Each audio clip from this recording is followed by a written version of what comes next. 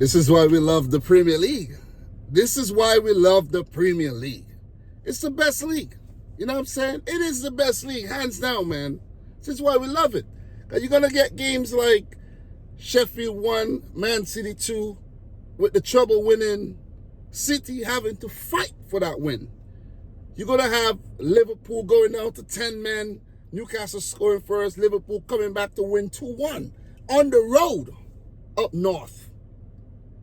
You're going to have Aston Villa under Unai Emery doing the business. You're going to have Spurs of all teams, looking spectacular this season. Arsenal, title pretenders. Contenders. Dropping points to Fulham. Chelsea, the young guns, looking good under Pochettino, man. It's an exciting season ahead, and I'm here to discuss it. So I did part 1 yesterday where I covered 7 games. So you guys, please go check that out. Smash the thumbs up button on that. And the like goal today, listen, the like goal today is 500 likes. Why? Because I know the Liverpool fans are going to come out in their numbers to hear what I have to say about this Newcastle win, because that was a classic. That was one for the ages. 500 likes. Smash the thumbs up button right now. If we could get to 1,000, that would be great. 500 likes. Smash the thumbs up button, guys. I have to always remember to tell you guys to like the video, because you guys are not liking the video, man. Come on, smash it up. Your boy's back with a bang. And let's start, man. Let's talk. Featured match. Newcastle versus Liverpool. Stick around. I have to run through the first 2 matches, and then I'll talk about that. I'll be brief. I'm not gonna, be too long when it comes to the other 2 games, Burnley 1, Aston Villa 3. This was background game while watching Man City Sheffield. In this game, Matt Cash with a brace, 8th minute, 20th minute. Foster in the 47th minute for Burnley as they look to come back in the game. But Moussa Diaby, who's been rather impressive in the claret and blue for Aston Villa, scored a 3rd to put the final nail in Vincent Kompany and Burnley's coffin. So it was a very, very good display by Aston Villa. They look good. They look really, really good all around the field, even in goal, where I think Olsen was in goal, and maybe Martinez has a problem. So Olsen in goal, the versatility of the players, Leon Bailey not even starting after, he's been doing well for the team this season. And most impressively, Aston Villa doing the business against, I think that was Hibernian in the Conference League playoff match there. Is it a playoff match? Whatever. Qualifying game. Scoring, I think they scored 5 goals, if I'm not mistaken, early in the week. So you got to give it up to Aston Villa, man. And they do have 5-0 against Hibs. And they do have a home match against them this coming Thursday, where they would look to actually qualify there for the Europe Conference League, the group stage proper. Yeah, this is the playoff, so they should make it. They should make it, and Unai Emery is gonna look to win that competition as well. So give it up to Aston Villa, man. And I said a few times, numerous times, this team looks good. They're gonna challenge this season for a top 7 place once again. And they're going to give a lot of the top teams in the league a run for their money. You're talking about the Liverpools, the Man Cities, the Man Uniteds, the Arsenal, the Spurs, the Chelseas. These teams are going to be given a run for their money. So you got to give it up to Aston Villa, man. They were direct. They were, tenacious. And they were dynamic in this game. And they've been so far this season. And this is actually coming...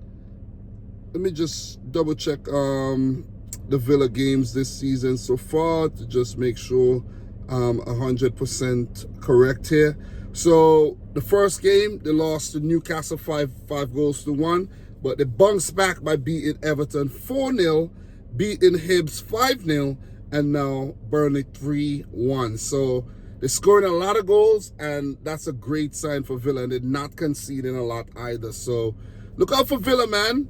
As for Burnley, I'm concerned about Burnley, but I said in the video yesterday that there'll be a few teams in trouble this season in terms of relegation, and I'm gonna put Burnley in there, Sheffield United, Bournemouth, Everton are in there, and maybe a team like Nottingham Forest could be part of the mix, Luton Town, you know. So I think Burnley do have time to get their act together. They do have a very talented bunch of players, but I think what company needs to do is to have a mixture of youth and experience, not just all the new fresh faces thrown into the, onto the field and expect results. You need your J. Rodriguez, your Goodmanson, you know what I mean? You need these players in the mix so that you could provide that stability and you could provide that grit when you need it. And we didn't see that today from Burnley at all. What we saw was glimpses of what they're capable of doing. They won the championship. They were impressive. But the Premier League is a whole nother monster, I have to say. So, big win for Aston Villa. The next game, Europa Conference League playoff against Hibernian. Then they face Liverpool. Ooh, Liverpool will be high on confidence at Anfield. So that'll be a challenge indeed for them. So they could afford to rest up some players in the game coming up during the week there. So as for Burnley, is it gonna get easier for the Clarets here? Let's check and see. The upcoming games, they do have Nottingham Forest in the second round of EFL Cup. Spurs, Forest again, Man United, Newcastle, Chelsea. Yeah, it's going to be tough. It's going to be really, really tough. But guys, I don't want to drag it out long. Let's move on to the next game. Sheffield United 1, Manchester City 2. Guys, I must admit, as a City fan, I wasn't nervous. I wasn't concerned when Sheffield equalized because I know this team. I'm confident in this team. I know the boys got what it takes to bounce back, and we've shown it time and time again. And, it was no difference today. None at all. The sun is hot here. Jesus Christ. I'm sweating, and I got the AC on. Jesus Lord. Why did I come directly in the sun, man? Damn. Bad decision on my path, man. Seriously.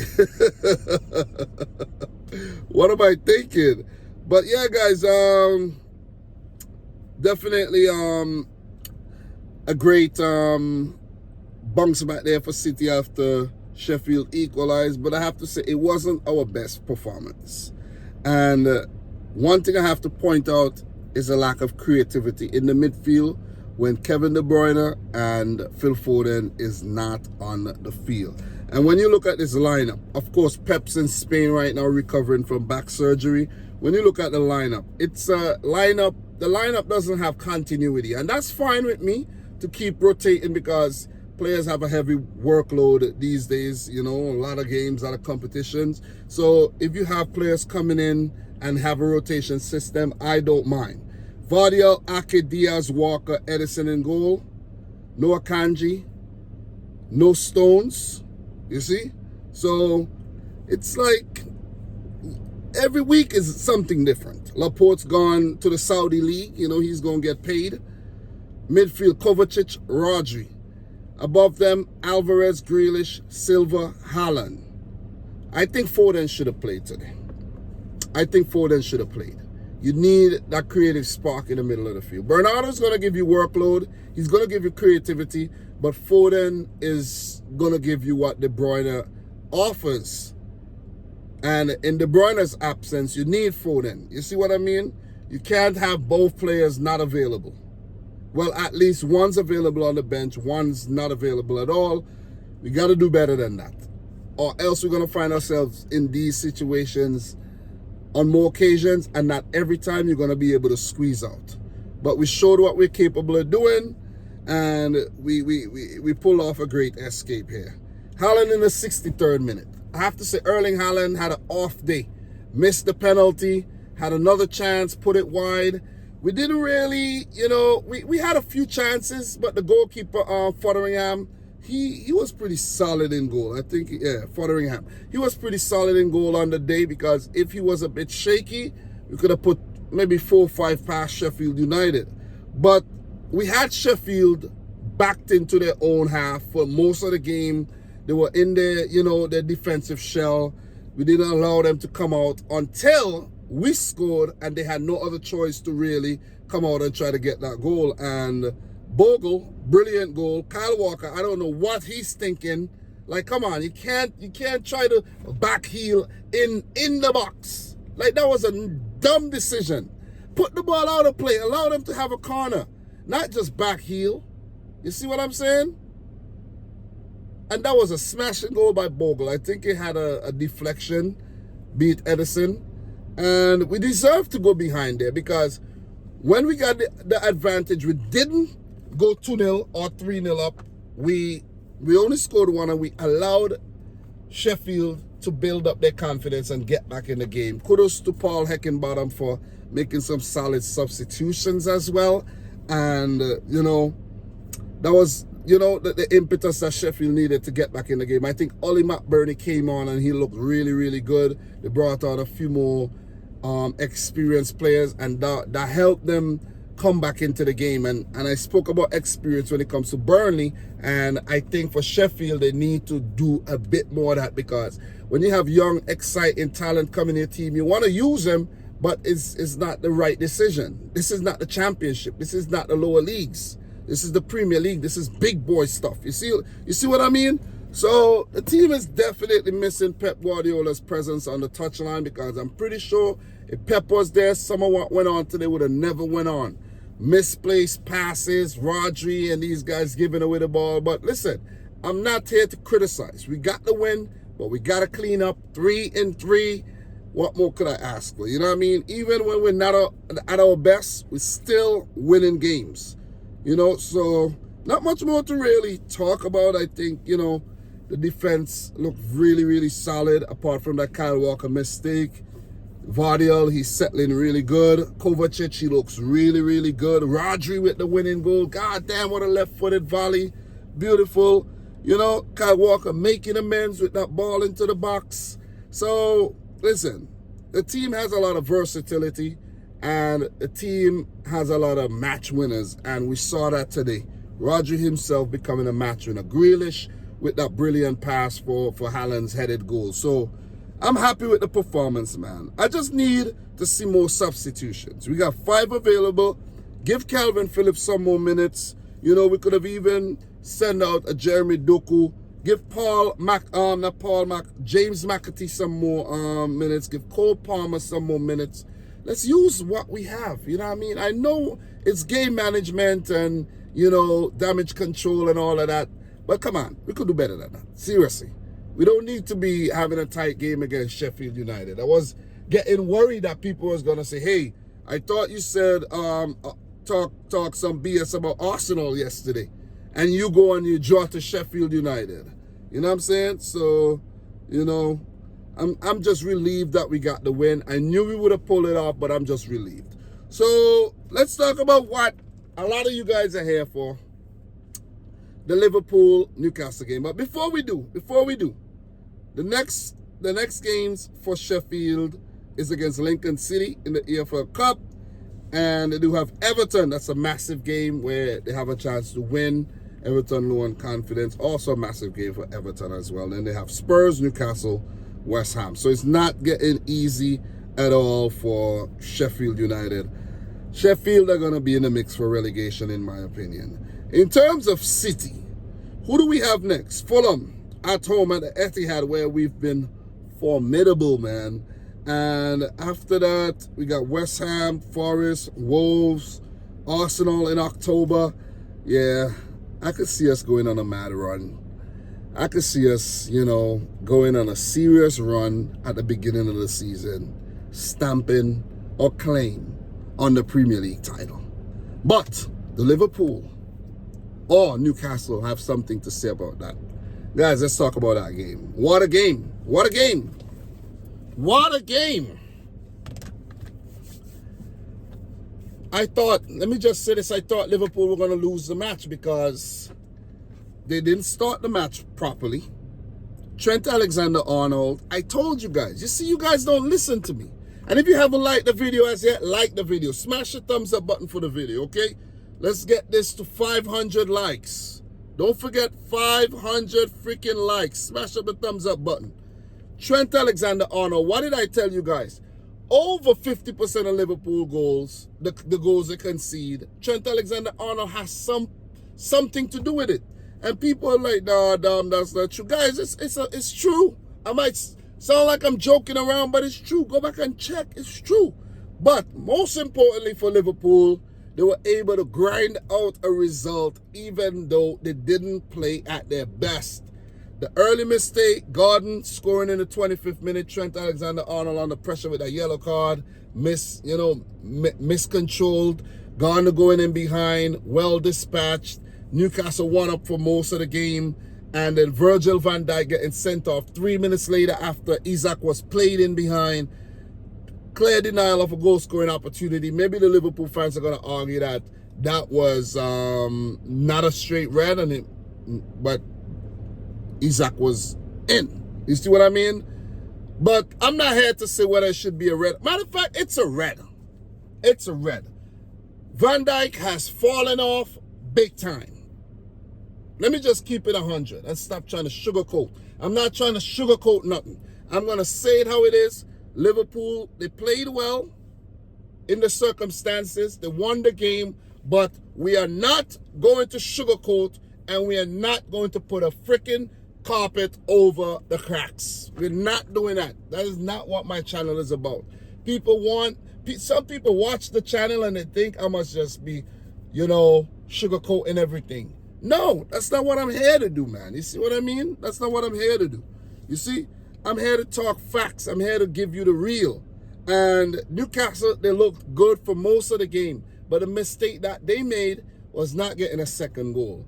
And one of the key moments of the game, Newcastle, they didn't do anything wrong up until, in my opinion, Harvey Barnes. They made some poor decisions, did not score some of the opportunities, and Miguel Almiron, he hit the upright. There was a shot that Alisson flicked onto the crossbar. So Newcastle got their opportunities. But late in the game, when Liverpool were stretched, 10 men stretched, and looked like they were down and out, Harvey Barnes got in behind, and all he needed to do was square that ball over to Callum Wilson for an easy tap in, and he went for glory. And this Harvey Barnes is guilty of that. Even when he was at Leicester City, you got to cut that out your game. It costs you 3 points, or it costs you a point, because maybe Liverpool would have come back and scored 2 and they would have walked away with a point. But it's moments like that. Harvey Barnes, you're experienced enough to know better. Pass the ball. Pass the ball. And then Liverpool fans were happy when he didn't pass the ball. And Alisson, actually, I think that was Alisson who foiled the whole build-up there and the opportunity. Gotta give it to Liverpool. Newcastle, you dropped the ball here, man. I was giving you so much praises. You know what I mean? You have become an elite team. I'm saying, damn, Newcastle are ahead of Liverpool now in terms of the pecking order. But it doesn't seem like it. You see what I mean? You are home, the crowd, rambunctious, rowdy, and this is the result. You see what I'm saying? After going 1-0 up, after keeping that lead for the majority of the game, over 53 minutes, you kept the lead.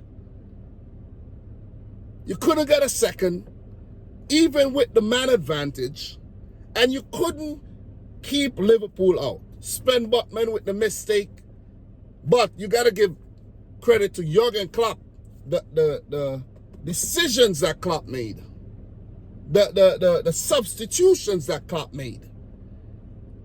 And I said in the last game, Liverpool got to play Darwin Núñez up top. You got to play him. You can't be playing Gakpo, and you can't be playing Jota when you have a striker, an out-and-out striker in Darwin Núñez. As much as he may miss last season or whatnot, this is a new season. You got to trust him. That's what Klopp did. He was always going to come on. You need goals, you got to bring him on. And the man came on and he delivered. He delivered. 2 great goals. Sven Botman with the first mistake. Getting tangled up with that ball. Great ball, and I think that was Jota with the ball, if I'm not mistaken. But Botman with the mistake. Nick Pope beaten. Darwin Núñez, brilliant. Liverpool, I thought, whoa, they're salvaging a point. That would suffice. But no, they were hungry for more. And Salah with the exquisite ball after the giveaway in midfield. I think that was Gimaresh with the giveaway. And the finish by Darwin Núñez. Oh, man. Exquisite. It was brilliant, I have to say. You see, guys, I'm going to let you know the real. That was great. If Liverpool are playing crap, I'm going to call it out. If they're playing good, I'm going to call it as well. It was not the greatest performance, but Liverpool showed their comeback ability, their bounce back ability, and they basically just made you forget that Trent made that mistake. We're not going to forget that. Van Dijk got sent off. You see what I mean? Maybe Endo didn't have the best of games because of the circumstances. Maybe Szoboszlai didn't star like he did against Bournemouth. Maybe Alexis McAllister didn't have the greatest game. You see? But kudos to guys like Joel Matip, Joe Gomez, Robertson. These guys held it together when Van Dijk wasn't there. Konate wasn't there. You see what I mean? A young Kwanzaa who came on in the end there showed a lot of grit, determination. You got to give it to Liverpool here. Klopp was saying, you got to think, you got to use your brain. And that's exactly what Newcastle didn't do. And that's what Liverpool did. And that's why they were triumphant. They walked away with 3 points. Massive points. Massive, massive points to remain unbeaten this season. Draw against Chelsea, win against Bournemouth, and a win against Newcastle. Massive. They were staring down into the jaws of defeat. And Liverpool were able to pull off the great escape.